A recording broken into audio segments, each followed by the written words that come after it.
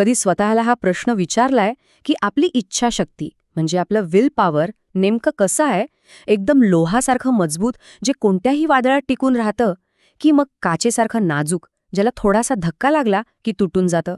आपल्या सगळ्यांसोबतच असं होतं नाही का?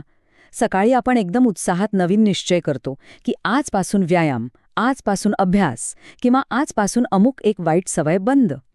पण संध्याकाळ होता होता तो सगळा जोश कुठल्या कुठे जातो आणि आपला निश्चय मोडला जातो. असं का होत असेल बरं?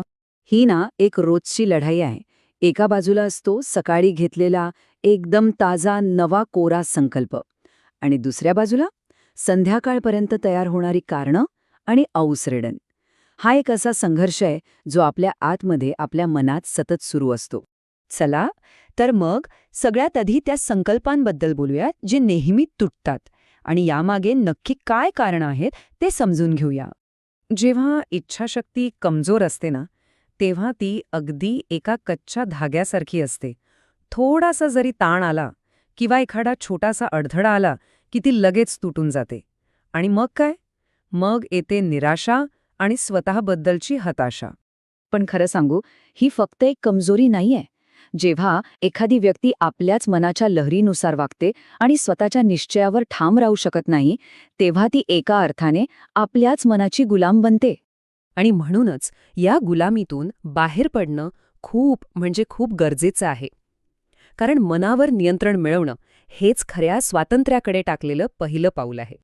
अच्छा, मग इथे एक मोठा प्रश्न उभा राहतो. ही जी इच्छाशक्ती आहे ती काही लोकांकडे जन्मतःच असते आणि काहींकडे नसते. असं काही आहे का की ती आपण नंतरही मिळवू शकतो? हाच प्रश्न आपल्याला उत्तराच्या दिशेने घेऊन जाणार आहे. चला तर मग आता समस्येमधनं उत्तराकडे वळूया आणि उलगडूया मनाच्या स्नायूचं रहस्य. आणि इथेच या संपूर्ण विश्लेषणाचं सार दडलेलं आहे. बघा, इच्छाशक्ती ही काही जादू नाही किंवा जन्मापासून मिळालेली देणगी नाही. ती आपल्या शरीराच्या स्नायूंसारखी आहे, एक मेंटल मसल. जसं व्यायामाने आपले स्नायू मजबूत होतात ना, अगदी तसंच सरावाने आपली इच्छाशक्तीही मजबूत होते. तर मग हा मानसिक स्नायू घडवायचा कसा? यासाठी फक्त 3 सोपी पावलं आहेत. पहिलं, छोट्या छोट्या संकल्पांपासून सुरुवात करा. दुसरं, स्वतःच्या शब्दाला जागा, म्हणजे जे बोलाल ते कराच. आणि तिसरं, जे सगळ्यात महत्त्वाचं आहे, मनाला नाही म्हणायला शिका. हे छोटे छोटे विजयच तुमची इच्छाशक्ती वाढवतील. एक गोष्ट लक्षात घ्या, ही पावलं उचलण्यासाठी जे अनुशासन लागतं ना, तीच खरी शक्ती आहे. याच अनुशासनाने इच्छाशक्ती वज्रासारखी मजबूत बनते. हीच संकल्पना आणखी चांगल्या प्रकारे समजून घेण्यासाठी चला आता युगऋषींच्या शाश्वत ज्ञानाकडे वळूया. युगऋषी पंडित श्रीराम शर्मा आचार्य यांचे हे शब्द किती खोल आहेत पहा. ते म्हणतात, इच्छाशक्ती हीच आपली खरी संपत्ती आहे. जर संकल्प पक्का असेल तर जगात अशक्य असं काहीच नाही. हे शब्द आपल्याला प्रयत्न करण्यासाठी किती मोठी प्रेरणा देतात. आणि महत्त्वाचं म्हणजे हे दिव्य ज्ञान अखंड ज्योती आणि वाङ्मय यांसारख्या विश्वसनीय स्रोतांमधून आलंय. त्यामुळे या विचारांना एक खूप भक्कम आधार मिळतो. युगऋषींच्या वाणीतलं हे सर्वात शक्तिशाली वाक्य आहे. पैसे किंवा मालमत्ता नाही, तर आपला दृढ संकल्प हीच आपली सगळ्यात मोठी संपत्ती आहे. चला तर मग आता हे सगळं ज्ञान एकत्र करून विजयाच्या दिशेने पहिलं पाऊल कसं टाकायचं ते पाहूया.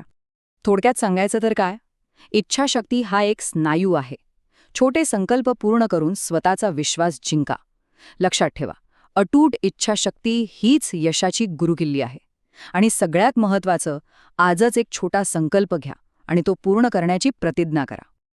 आणि शेवटी एक गोष्ट कायम लक्षात ठेवा, स्वतःवर नियंत्रण मिळवणं आणि संकल्पानुसार जगणं हा काही संघर्ष नाहीये. तो आपल्या आत्म्याचा खरा आणि नैसर्गिक स्वभाव आहे. आपण फक्त आपल्या मूळ स्वभावाकडे परत जात आहोत. तर मग आता प्रश्न हा आहे की तुमची इच्छाशक्ती लोहासारखी बनवण्यासाठी आज उचललं जाणारं ते पहिलं पाऊल कोणतं असेल? आज तुमचा तो एक छोटा संकल्प कोणता असेल जो तुम्ही काहीही झालं तरी पूर्ण करणार?